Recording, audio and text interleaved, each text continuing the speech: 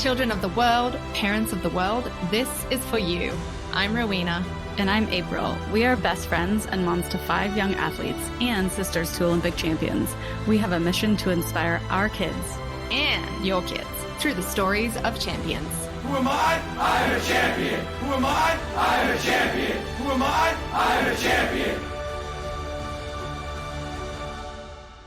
We couldn't be more excited to have Kai Lenny as our guest today. He is a man of many talents and extremely diverse in his sports. Sports. He is a big wave surfer, stand-up paddle surfer and racer, windsurfer, kite surfer, and foiler.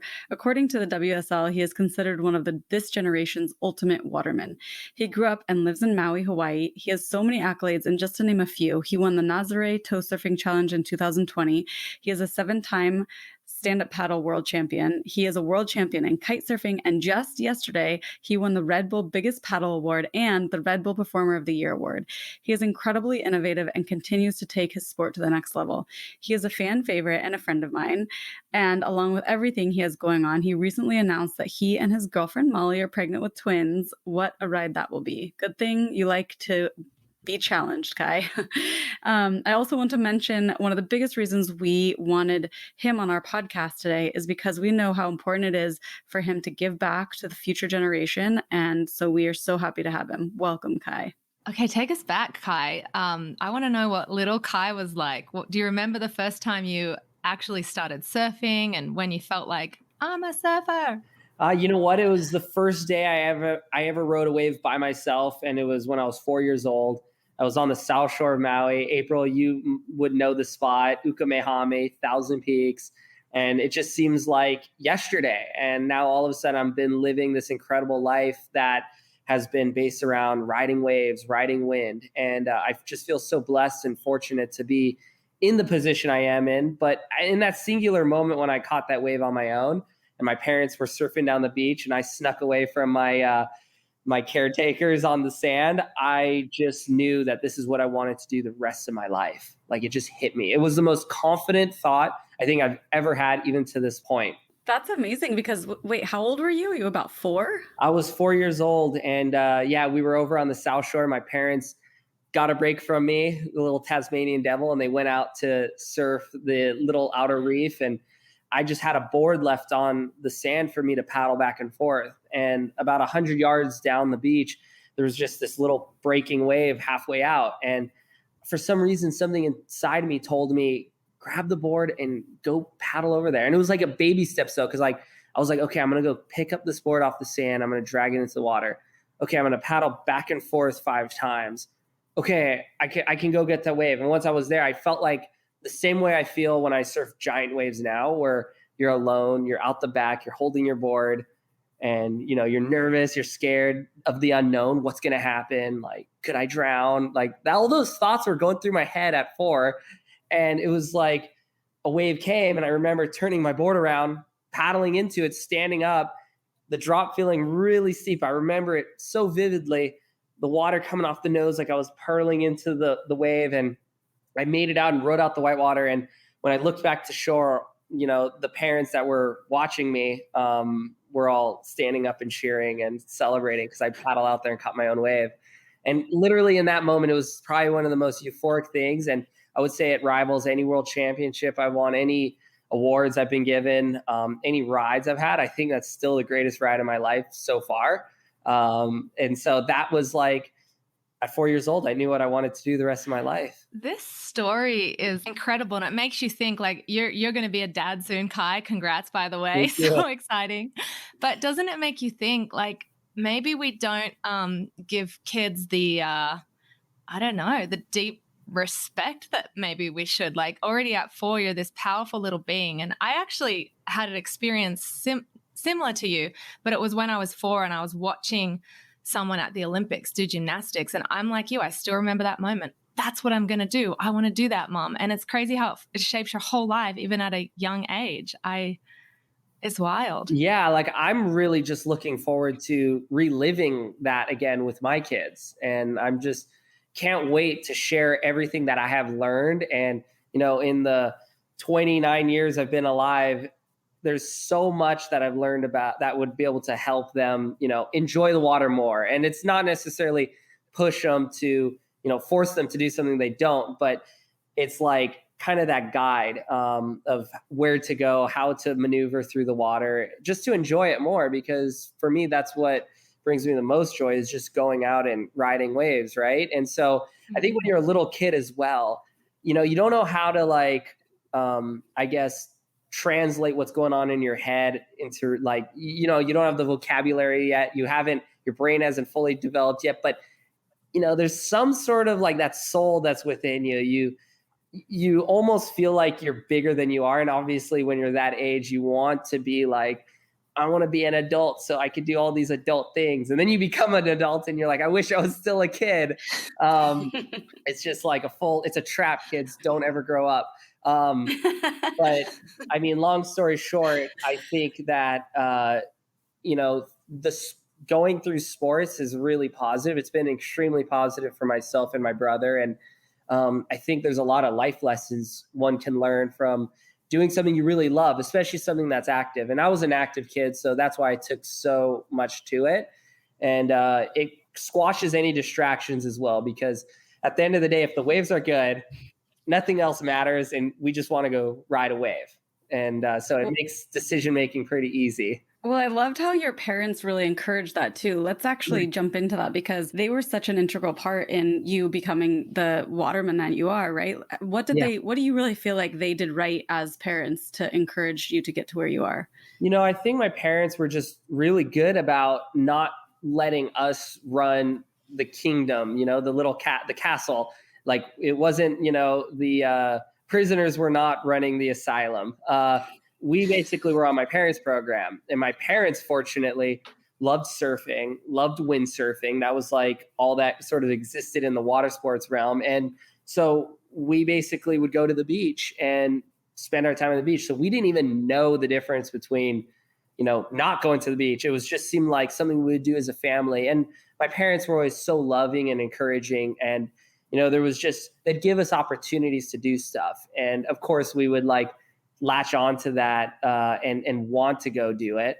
But they never pushed us to the point where it's you have to go out, you have to do this. They would just encourage. And when they'd see we would be close to achieving something, they were able to give us a good little push and help us process the goal of that we're trying to achieve. Because as a little kid, you want to win this contest. You want to be just like your heroes you've been watching, and you don't know how to do it. And so it was just nice for my parents to have that ability to kind of steer us in the right direction. And then also just be really truthful to us. They always talk to us as if we were adults too, really straightforward and honest. And I think that made us appreciate them even more. So I wouldn't be who I am today without my parents. There's just no way I could be at this level without them. And yeah, I owe them a lot. So great. Yeah, I hear this so much in the champion stories we learn of. Did you feel like this desire that you had to be the best in the world, did that come at a young age, or did you have someone telling you you could be the best? Where did that come from? I think I've always loved competing, and it was never to I want to go out and destroy my opponent. I want to be better than everyone else. It was more that competition brought the best out of me, and it was structure as well. I wanted to do every sport that I could possibly get my hands on. It wasn't I'm just going to be a surfer.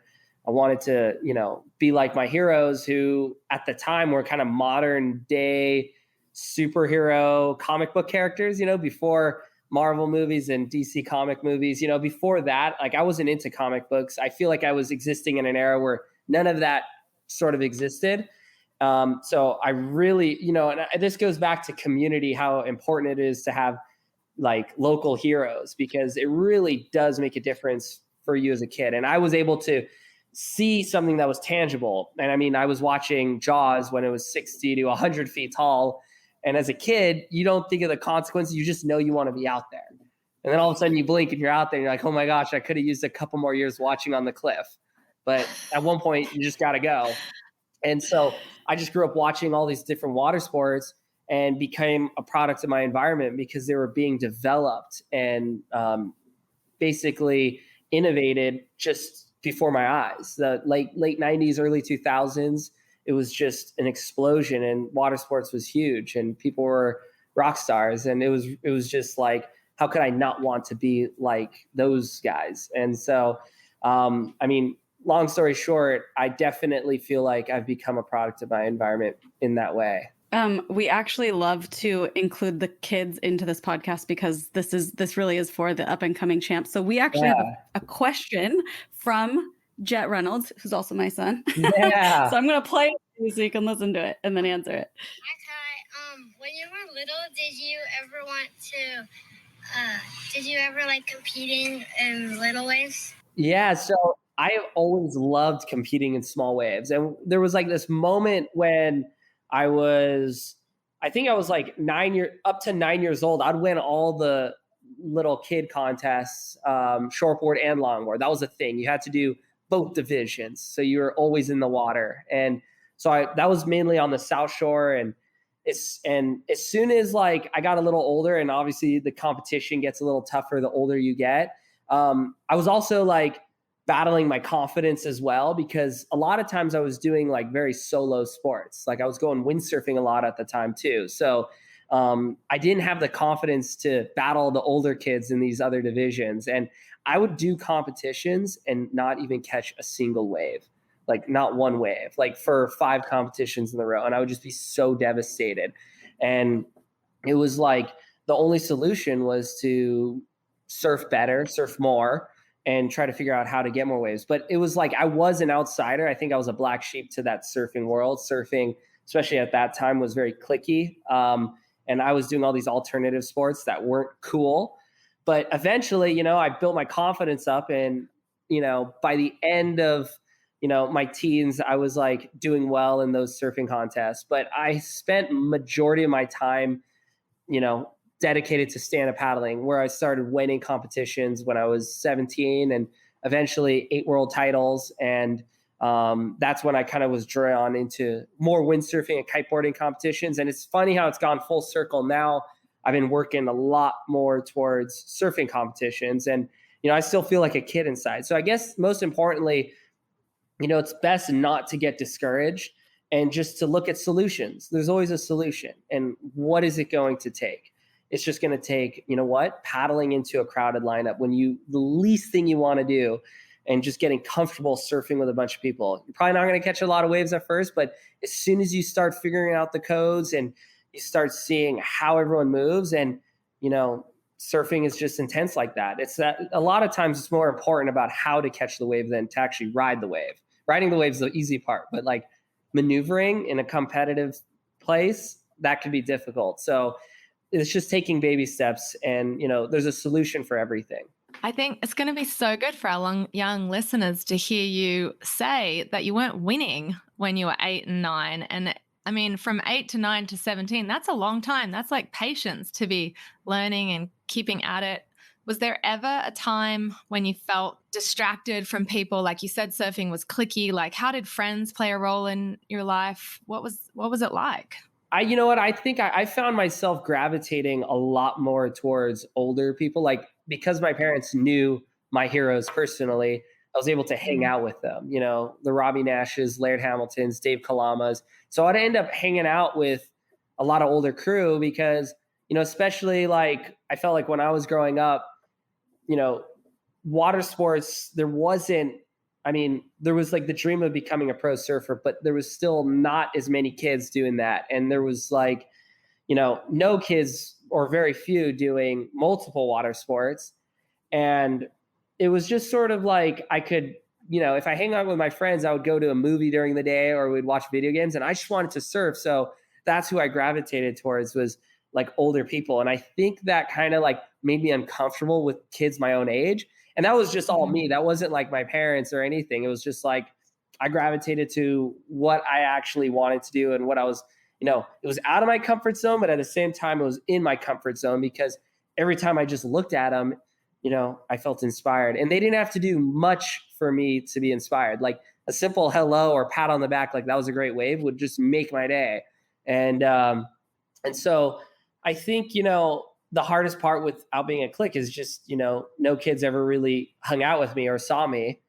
And, I just wasn't a part of like their world until a little contest would come on the North Shore and we'd go to Hokipa, and, I was an easy person to paddle around because it was just, they didn't even know me. It was like, oh, I'll just paddle around that kid. And, I was small for a long time, a really little kid. And a lot of the kids were a little bit bigger and older. So, when you're a kid, you're intimidated sometimes by that. But those experiences were the best thing ever for me because, it just, now no one paddles deeper than me in big waves, especially. So it's like, that is the whole, that it's what you learn as a kid will translate to when you're older, but you can't give up. And so I made a goal of mine. The number one thing was like, never quit at anything, no matter how bad I wanted to, because I never wanted it to become a habit.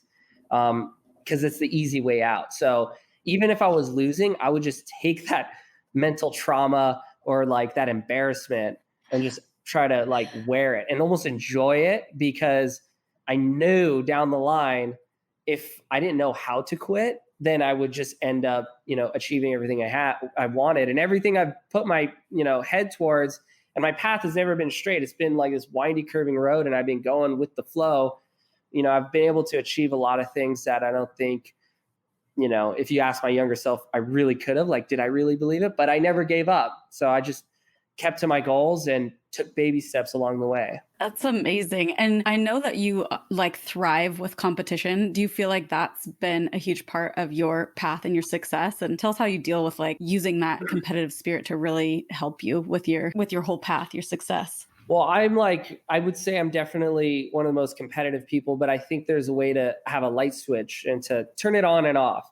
You don't have to be on all the time, because then no one wants to hang out with you, and, being also really stoked for people that do well and, honoring that, but then seeing it as motivation, like there's a few ways you could be competitive. One is like, oh, I'm almost upset this person's doing well and I want to destroy them. I'm going to do better to destroy them. And then there's the other mindset. It's like, wow, I'm so inspired by what that person did.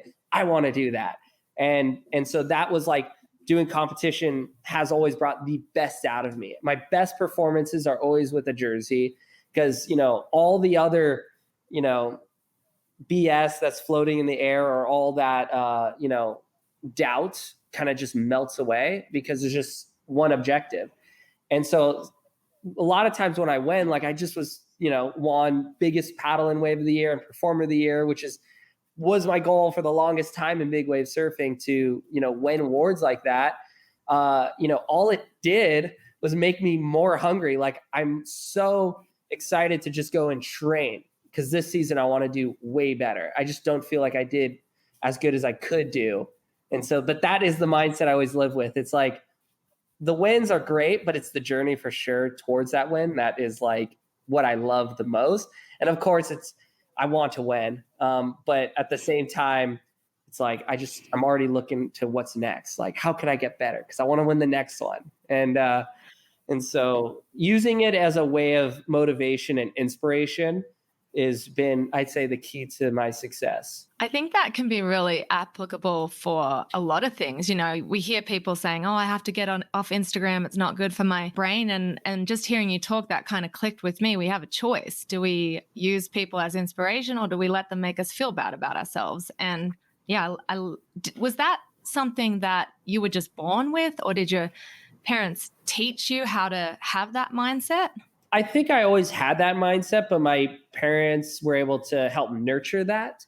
And I've always been a very focused person, almost to a fault, like too much of a perfectionist. And over the years, I've learned how to let go, because you can't control the elements. You can't control outcomes. You can't control anything like that. And you can spin yourself out. So when people are like staring at their phones all the time, and, they might spend too much time in front of the screen, and they might feel like depressed because they're not as good. It's like, if I look through Instagram or any of the social media, and I see someone do something crazy, it's like, I'm so glad I saw that, because that just fired me up.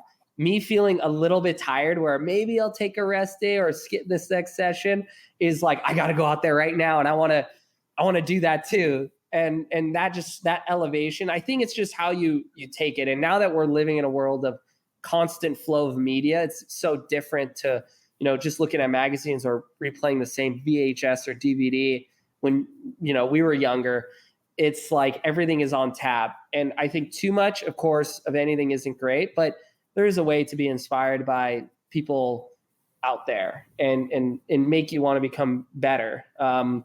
Obviously, I think as a young person, you don't need to spend that much time on it because you already have the imagination and your friends around you to help push you. But if you do see something crazy, rather than being like, oh, I could never do that, the first thing that comes into your head should be like, I want to do that. I don't know how, but I'm going to do that. And then you just figure it out as you go. And, whatever happens in the past, you let go, and it's just everything's a lesson, and everything moving forward. You can look forward to things, but if you could really learn at a young age how to live in the moment and take every moment in, you're going to feel stoked and happy all the time. And you're honestly going to do the best performances you possibly can. The future doesn't exist yet, and the past, it's over. Those were just lessons. Mistakes are a good thing. I've learned so much from losing. I've learned more from losing competitions than I've in fact learned from winning.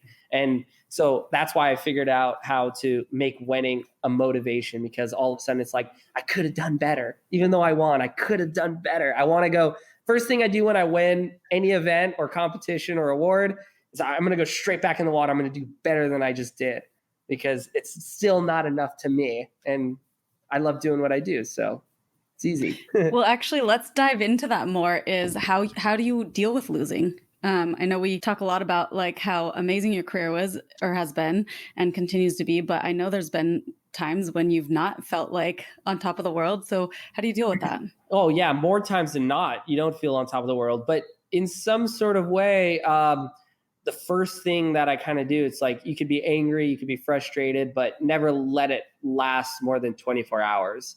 I think it's okay to let those emotions run through. You don't want to like hide that, because then that just makes you kind of neutral and boring. Like it's good to have like the ups and downs. What you get from the downs will help you on the way up, but it's just it's like, do you do something negative with it?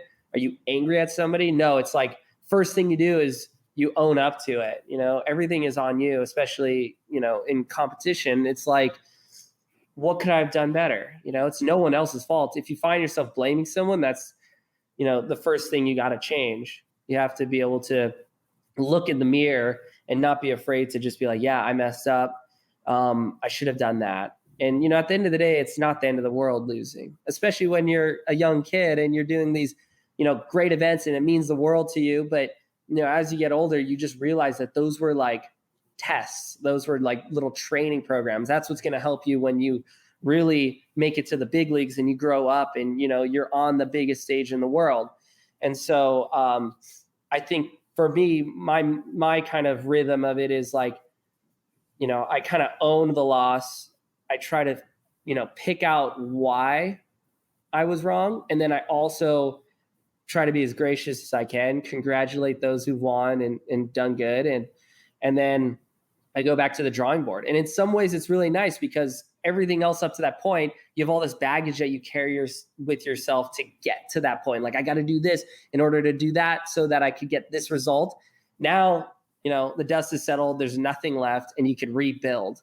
And so the rebuilding process is the funnest part. It's like, okay, I'm going to go, instead of surfing for 4 hours, I'm going to surf for an hour and a half, and I'm going to do it with a dedicated purpose. I got to do this move and this move, and I'm going to do it with more dedication.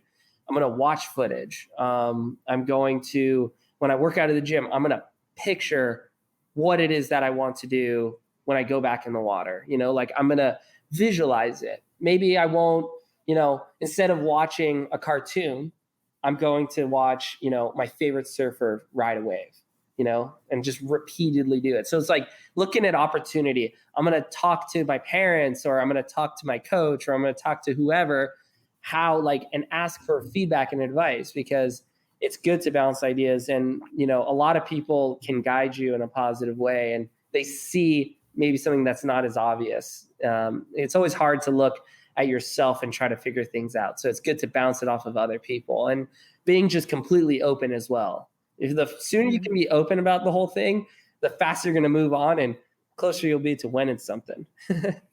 Yeah.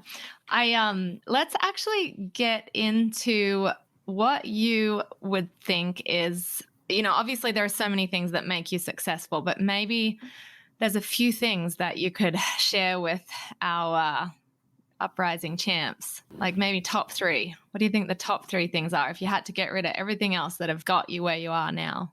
I mean, that's difficult in a way because I feel like there's so much that goes on in my world that goes through that. But I mean, most importantly is just really do things for the right reasons, which is having fun and enjoying it for that reason first. You're not doing something to win, you're doing something to have fun, and winning is just a consequence of having the most fun. You always feel like you win when you're having a lot of fun, but then also being honest with yourself and then being honest with, the people around you, like being able to share those emotions with, your family or your friends or whatever in order to help elevate. And then also too, just really thinking outside the box, not being stuck on a fixed path. I think at the end of the day, we assume what is the right way to do something when in fact, there is no right way. It's just, it doesn't matter how you get there. You just got to figure out how to get there, and you have to be willing to adapt along the way. So I think the key to my success has been adaptability, being able to change my approach every single session. When something has been working but doesn't work to go to the next level, then I'll just change my mindset. So being very open-minded, not having a big head because no one likes a big head, and then having fun. I mean, those are the 3 things you just got to worry about. I love it. It's so good. Tell us what a normal day in the life high is. Not like a competition day, but just like a normal day. What does it look like? I think everybody wants to know. I mean, fortunately, a normal day for me is probably the best day ever for anyone. It's like waking up in the morning, going surfing. If I'm on Maui, I'm waiting for the wind to come up. So I'll go surfing, train, go to the gym, train with my coach, and then go out and windsurf, and then back that up with kite surfing, and maybe pick out a sport like winging or foiling to finish the day. And then lately I've been really focusing on elevating my surfing skills. So I've been surfing with my coach, and we've been doing more surfing than the other sports, but it's like every day is a day-to-day balance. But I guess at the end of the day, I'm fortunate I can just go out, and my job is to go train and be the best I possibly could be.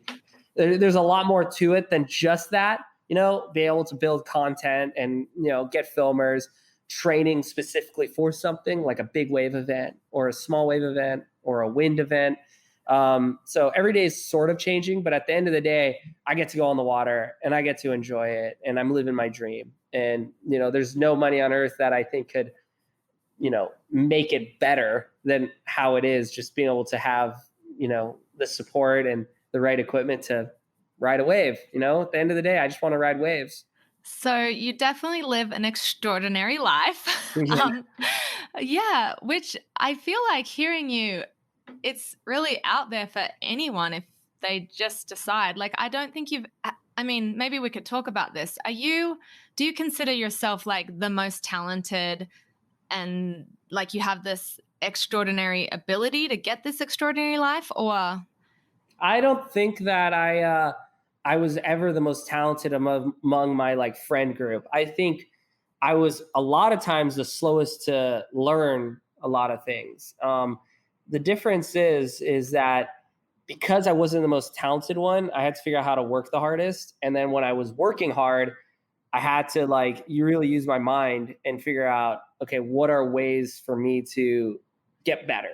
I don't feel still to this day, I don't feel like I'm the most talented one in the water. There's way more talented people, but I'm able to bring all these elements in together and get to where I want. And it might take a little bit longer than everyone else, but all those other experiences that I learn and I get really good at, I use other sports, let's say windsurfing, to help my big wave surfing. And then I take my surfing, and then that helps my kite surfing. And so it's all it's just been a buildup, kind of like a big Lego set of levels of like taking things that will help me over here and other things that'll help me over there. But yeah, I never felt like I'm been the most talented one in the room, but I was always the one that would never give up, and I might work the hardest, and I would be willing to sacrifice things, like when I was a kid, one thing that I didn't mention earlier is I was okay, like missing birthdays. I was completely fine, missing out on dances or whatever, because I knew this is what I wanted to do. And I was going to do whatever it took to get there. And when people weren't willing to make the sacrifice, I was, and that's why I am where I am today. And life is, not fair for sure. We all have our ups and down days. It's also, you're not going to, it's all about compromise as well. You're never going to get everything that you want, and you're never going to be able to do better than like, someone you're competitive with sometimes. So it's about like just finding compromises and being willing to move forward off of those. And so, yeah, it's just, if you want to get to the top in anything, you're going to have to like choose. Well, you can see that. I mean, I know how hard of a worker you are, and it's been amazing to see, because I've known you for a long time now, that how much your hard work has paid off, and that you just continue to do it, and you can tell that you love it, which is why you can see this all coming together, your success. So I love it. And actually, speaking of just your life and your success and everything, if you guys have not seen The Life of Kai that Red Bull put together, it's amazing. You can look at it at YouTube, and I want you to maybe tell a little story to everybody about what it was like to win at Nazare, because those videos they blow my mind. I mean, especially for somebody that gets in a 2-foot wave and gets scared. Yeah. So tell us about how that, just walk us through visualize, that whole thing, because I think that was so amazing. Well, so, it's like that event in 2020 it felt like a culmination of everything that I'd been working towards, and dreaming of doing, but also the intimidation of, big wave competitions are terrifying because you're balancing out. In one hand, it's self-preservation, and in the other hand, it's competitiveness. And that event, I really made a conscious choice to throw out self-preservation and go with just, competition, because I knew I had spent the last 12 years training for this moment specifically. An opportunity like that hadn't come around until then, doing a big wave tone event in the biggest waves ever competed in. That moment, I just knew it was like, I needed to win this one. And I had a great partner in Lucas Chumbo, someone who I thought was one of the best guys out there as well. And, I was able to feed off of his energy, and I didn't let all the injuries that I actually had at the time stop me. Actually, funny enough, when I flew in 24-hour all the way from Hawaii to Portugal, first thing I did, and it probably was a mistake, and I was all jet lagged, I went on the jet ski and I went out to meet my partner Chumbo out in the lineup. And all of a sudden I just saw, 3 people in the water, a jet ski flipped upside down, boards everywhere, and they had gotten caught by a wave right before I came around. So I went and picked Chumbo up, and we went to try to collect everybody. And by the time, that all happened, I was pretty exhausted. And in that whitewater, it's just these mountainous whitewaters on the inside, and it's just pure chaos. Eventually you're going to get in trouble. And I spent too much time in there on the jet ski trying to get out. And I ended up getting knocked off the jet ski, almost rolled on by this wave, popped up. My partner, Chumbo, goes running down the beach, jumps on the jet ski. It's on the sand, and is able to drive it back out, but he doesn't see me, and he goes through a wave, and I pop up, and he runs straight into me, and I break a rib, separate rib. And not too much earlier, a couple weeks earlier, I broke my big toe, the toe capsule on my left foot. So I could barely walk as it was. I could ride a wave and do my tricks if I just forgot the pain. But now I was laying in the water, couldn't breathe, thought, getting pounded by giant waves, thought that I'm like, well, I'm going on a plane right now back to Hawaii. My foot feels like I could barely walk. I've broken ribs. I thought I punctured a lung. And then the next day was the big wave event. And I just made a conscious decision that I was like, no, I can do it. And I like completely just blocked out any pain. And the whole time I was fighting with myself, wasn't the injuries, but I was fighting whether I should do a backside 360 on a giant wave or if I should wait for the second one. And something in my head just like, I couldn't let it go. I just decided I need to do it first wave because that's going to set the tone for me in the rest of the competition. And turns out that was the only wipeout I had. I did the big 360 the next day, landed, ended up airdropping and exploding at the bottom because I was testing out new fins, which was another mistake. Like, why was I using different fins than I normally would use? But I just was like so gung-ho on like, what is it that I could, like, if it works, I'll be that much better. Like that's the mental process. But you live and you learn. And I ended up having a great event and winning with my partner and getting one of the biggest waves I've ever gotten out there. And, there was thousands of people on the cliff. I felt like I was in an arena. And normally when you're surfing big waves, it's just your friends around you, a couple boats, and, the fans are the trees blowing in the wind. And so that was like that whole experience, that 48 hours was super intense, but it just made me realize we're able to handle so much more than we give ourselves credit for. And that, you don't necessarily have to go into a competition or anything at 100%. You have to be willing to deliver at 100%. And it's a mind state. Oh, this is exactly why we do this podcast, to hear these stories. When you were telling that story, this image came to my mind. I was like, oh my gosh, he's like a gladiator. He's a modern day gladiator. Yeah, it kind of feels like a little bit like Thunderdome, especially there. We always joke that the place feels biblical. And the scary thing about Nazare is that, over, human history, thousands of people have perished there. From fishermen, from like, when Napoleon was trying to invade Portugal, they chose the wrong beach and ended up going to Nazare and, lost thousands of soldiers, on that shore. He was on the outside, but like, it's just crazy you can really feel it there, especially with that lighthouse castle on the bluff there. And, the last swell I was there, which was last October in 2020, there was 50,000 people on the cliff and I could hear them chanting, like so much so I thought the cliff was going to collapse. And so you get into this mind state. In a way, I didn't feel like I was only surfing for myself. I felt like I was surfing for them, and I wanted to put on a good show, which is motivation. Whatever it is, instead of intimidation, you turn it into motivation. And whereas you could be very intimidated by that many people staring down at you, especially in a sport where you never see anyone watching you because you're out in the middle of the ocean.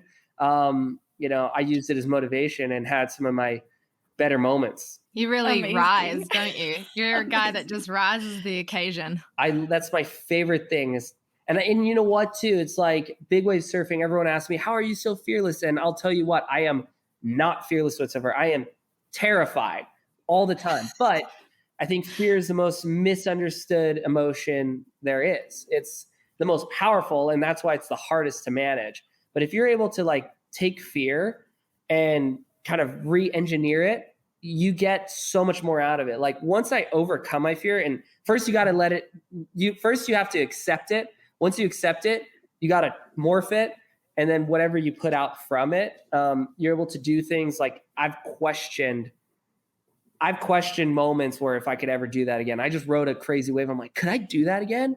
Like, I don't know if I could do that twice. And of course you can. If you can do it once, you can do it 1,000 times. And, you back that up with that talk in your head. But the way you overcome fear is, accepting it, staring at it, letting it come in, and then realizing, okay, what is it that we got to do here? Instead of being scared of what could happen on the wave, I'm looking at the wave as what could I do on that wave? Okay, I want to get barreled. How am I getting barreled? I don't know, but I want to get barreled. I'm going to paddle just a little bit harder. I'm going to sit a little bit deeper. I'm going to line up with this position with that tree. And you break it down into small edible bites, and then it all, builds into something bigger. And so it's okay to be scared. It's actually the best thing is the more scared you are and the more you're able to harness that, the more powerful you become. And so I think a lot of people will go on the rest of their lives and not wanting to confront fear. But as soon as you do, all of a sudden that pressure is gone. And you have this ability and this clarity no one else has around you. And that's how you're able to do crazy things.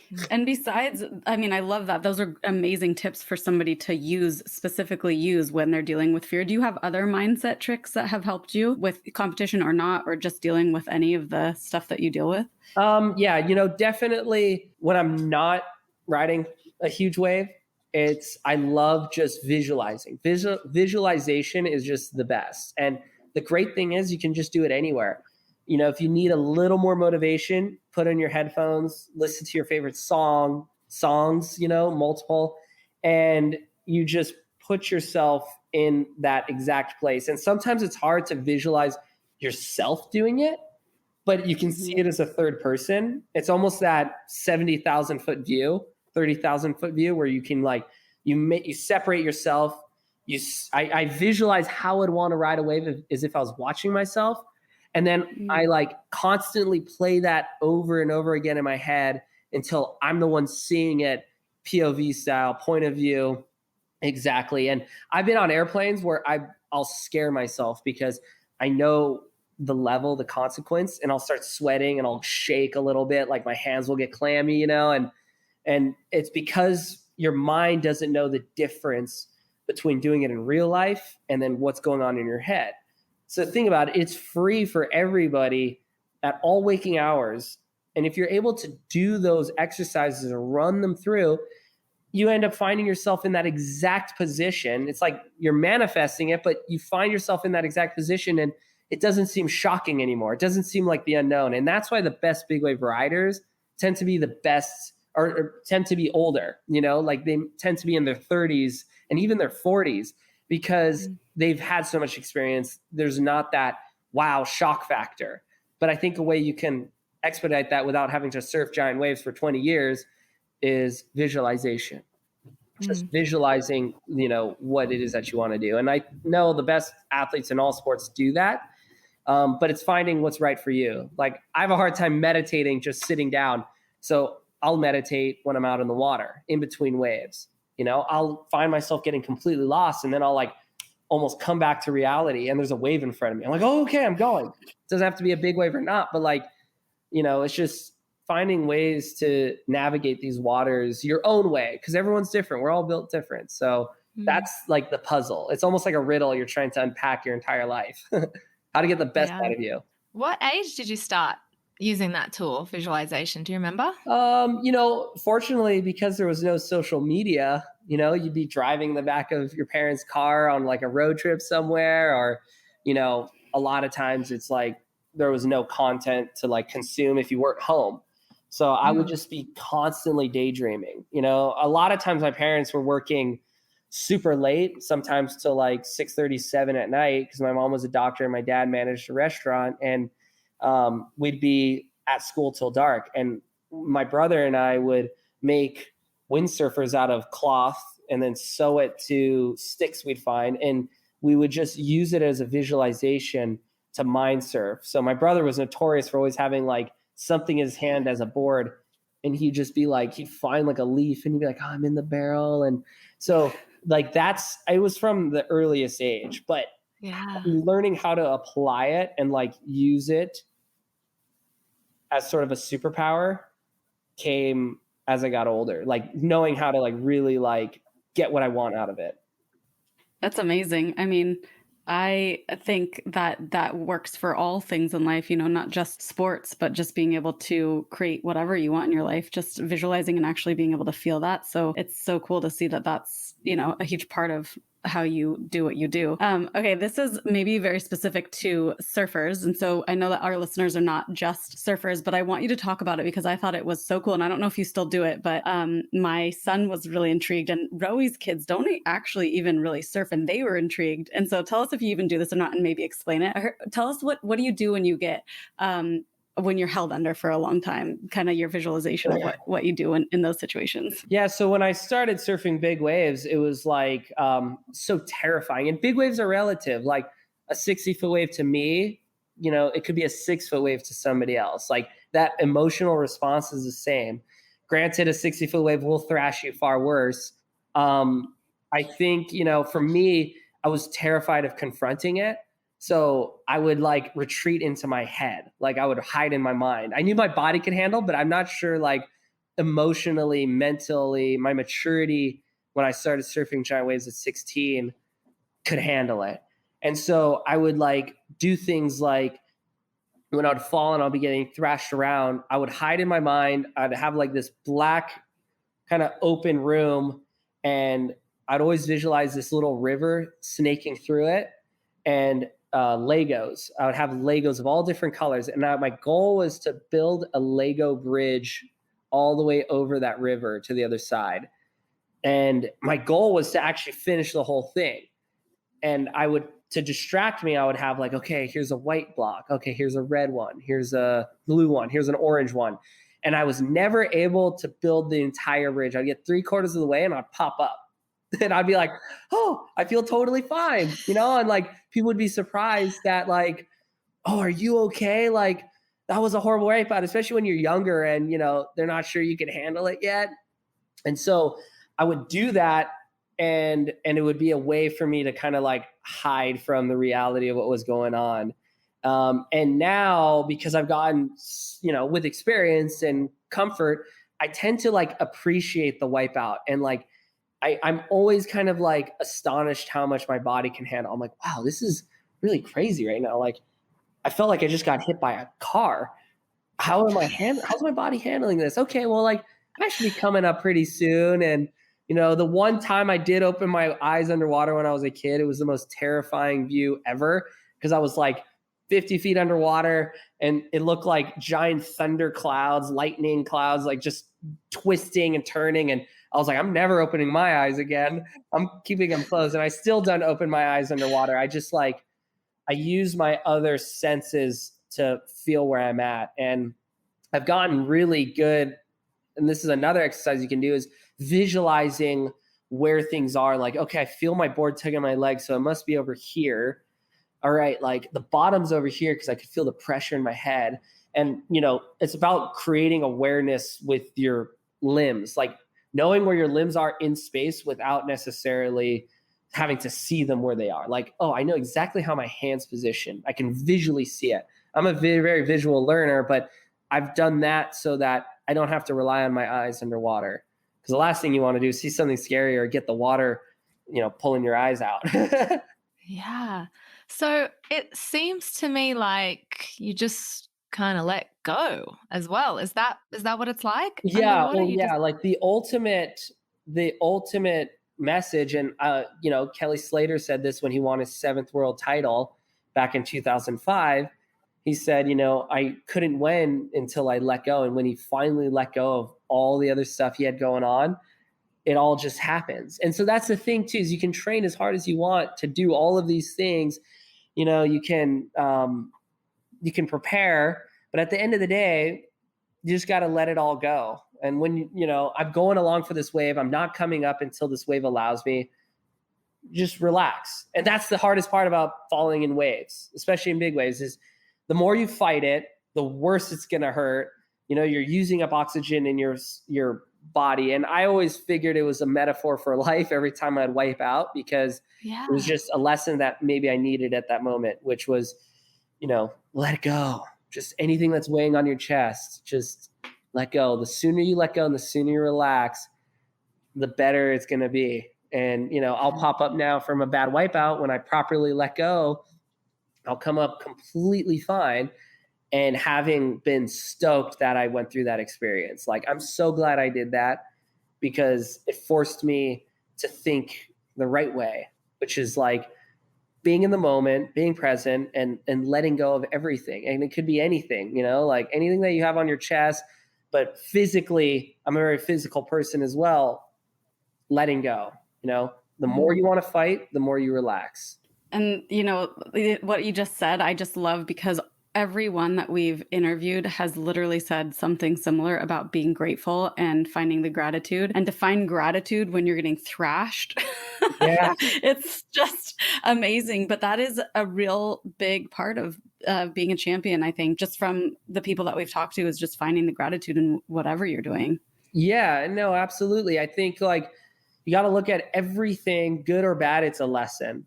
And it's, the lessons on the quest of being the best you could possibly be.